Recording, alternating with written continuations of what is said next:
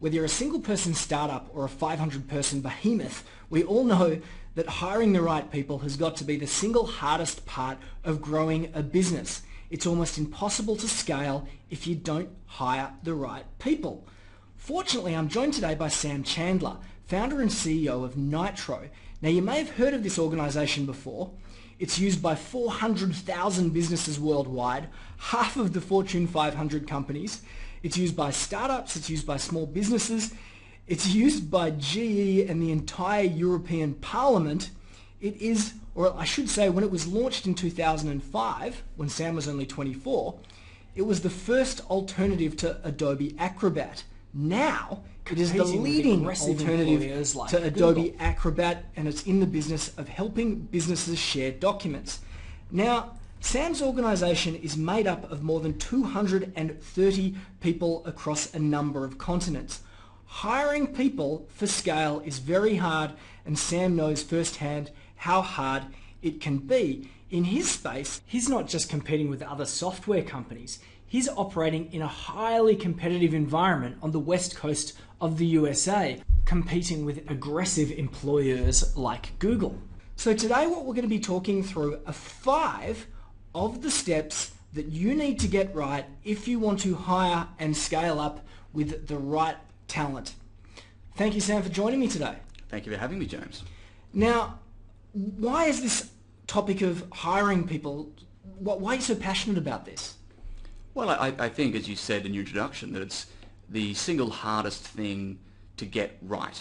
And I think with hiring, you have to understand, you have to expect that you will occasionally get it wrong. Just occasionally? Just occasionally. The more experienced you are and the more disciplined you are about how you run hiring, the more successful you will be. But there's always an X factor in hiring. You know, you can do the very best job and things still might not work out. And that's a horrible experience, you know, for anybody who's had to deal, you know, with letting an employee go. So the better you can be at getting the hiring part right, the less of that awful firing you're going to have to do. Because when we began to talk about this, you described it as, you talk about hiring discipline. You almost treat it like a science, don't you? We do. Now, there is a lot of gut involved in this science, but to the extent that it can be systemized, we try to do that. So, you know, for us, it's about being really rigorous about how we hire.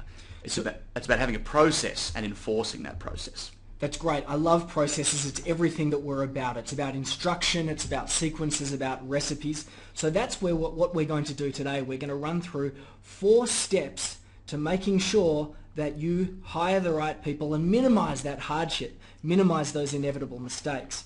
Now, it all begins with finding the right people. Now, you have your own special secret superpower ways of finding the right people, don't you?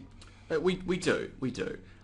Look, we actually have an internal recruiting team, a dedicated recruiting team, and they will employ every strategy and tactic imaginable to find the very best people in whatever market we're recruiting in, and right across the business. So we're hiring in San Francisco right now, we're hiring in Melbourne, we're hiring in Dublin, you know, we're hiring in Russia.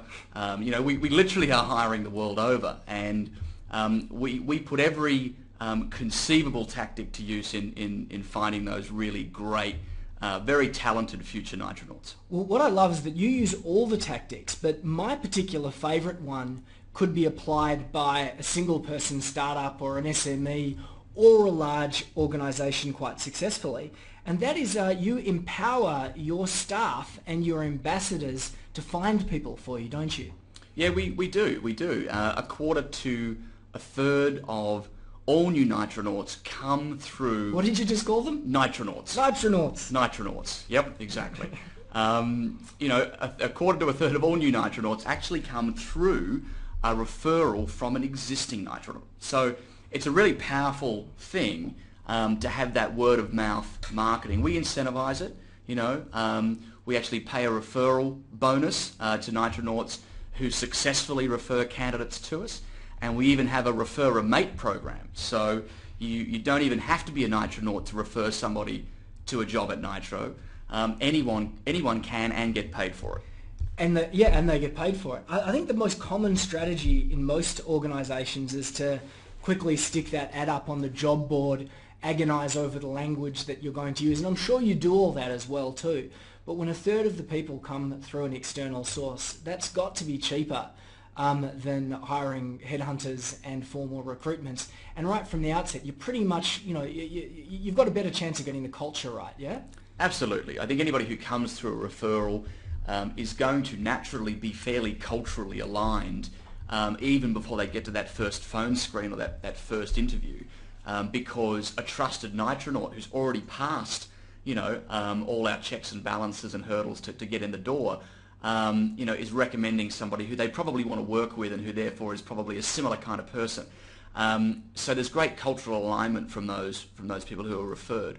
So let's look at the action here. The action here, if someone wants to go out and find the right type of person, it sounds like it would be empower your evangelists. Yeah, very much so. You get your employees to be your best ambassadors, your best evangelists. And if you don't have employees yet?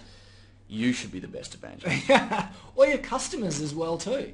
Customers as well. It's a good news story, isn't it? If you go out and you say, I'm hiring, and you point that out to your customers are going to think, oh yeah, this company's going places. You would think so. You would hope so. Yeah, you'd hope so. Let's move on to the second step. Move beyond finding the right people.